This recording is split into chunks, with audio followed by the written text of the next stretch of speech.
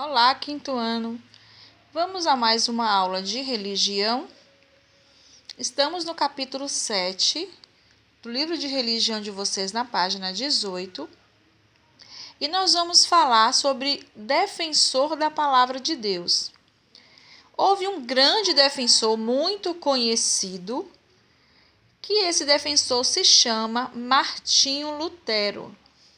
E ele defendeu muito a palavra de Deus nos tempos antigos.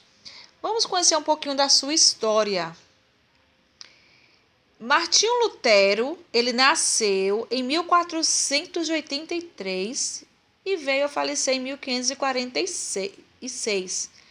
Ele nasceu na Alemanha, descendente de uma família de camponeses. Desde a infância era muito religioso e revelava grande alegria de viver. Ele estudou 4 anos de direito e depois ingressou no ministério monástico, indo para o convento dos agostinhos. Porém, essa decisão de Lutero deixou o seu pai muito triste, porque na verdade o seu pai queria que ele se tornasse um grande advogado. Mas Lutero desejava ser salvo por Jesus e acreditava que, optando pela vida religiosa, poderia alcançar seu objetivo. Contudo, ele não sentiu nenhuma mudança em sua vida ali no monastério. Apesar dos jejuns e das vigílias que ele realizava e dos flagelos, ele não conseguia encontrar paz. Naquela época, as pessoas compravam o perdão dos pecados por meio das indulgências. Ou seja, pagavam para que seus pecados fossem perdoados. Lutero se opôs a essa atividade da igreja, o que lhe trouxe muitos problemas. Lutero não concordava com isso. Ele escreveu 95 razões pelas quais acreditava que a salvação e o perdão vinham apenas de Jesus. Depois, afixou essas teses na porta do templo de sua cidade para que todos pudessem conhecer a verdade, tal como apresentada na própria palavra, na Bíblia, a palavra de Deus. As pessoas ouviam sobre suas crenças e as achavam bem interessantes. Como resultado, muitos se tornaram amigos e simpatizantes de Lutero. Outros ficaram irritados e quiseram matá-lo, assim como também tentaram matar os seus seguidores. Começou então uma luta religiosa, e essa luta se chamou a Grande Reforma. Além de Lutero, outros compartilhavam essas ideias, defendendo-as e espalhando-as na Alemanha e também nos países vizinhos. Por que isso estava acontecendo? Porque o povo não tinha a Bíblia em mãos, como temos hoje com tanta facilidade, né? Apenas os padres naquela época tinham o direito de usufruir. Eles apenas tinham esse privilégio e rezavam as missas em latim, que era uma língua que poucos conheciam. Como então poderiam comprovar o que estava certo e o que estava errado? Lutero foi preso, julgado e condenado à fogueira, mas seus compatriotas não permitiram essa barbaridade.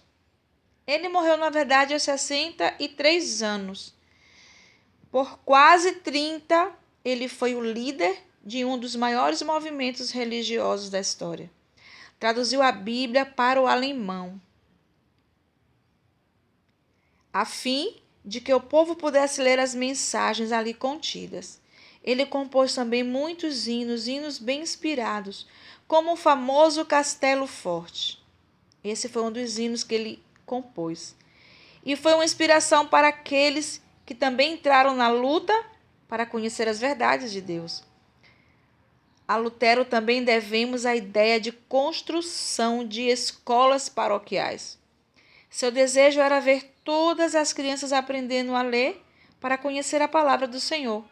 Nem todos tiveram a mesma sorte de Lutero, Muitos defensores das Escrituras foram queimados vivos por irem contra o que a igreja dizia.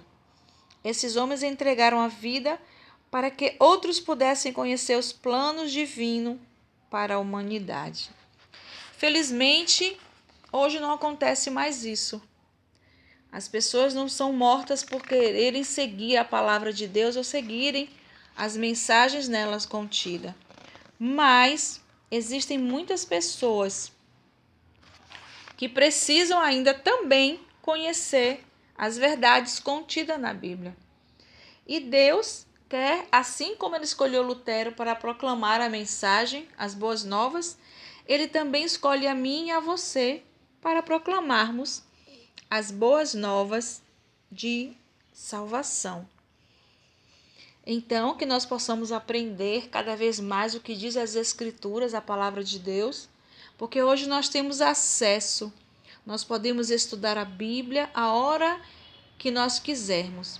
Diferentemente da época de Lutero, que as pessoas não tinham acesso à Bíblia, não tinham conhecimento e não podiam seguir. E por isso que Lutero foi um grande defensor da palavra de Deus. Aí na página 18 e na página 19, temos aí uma atividade para que vocês possam estar respondendo. Respondam com atenção e até a próxima aula. Um grande beijo.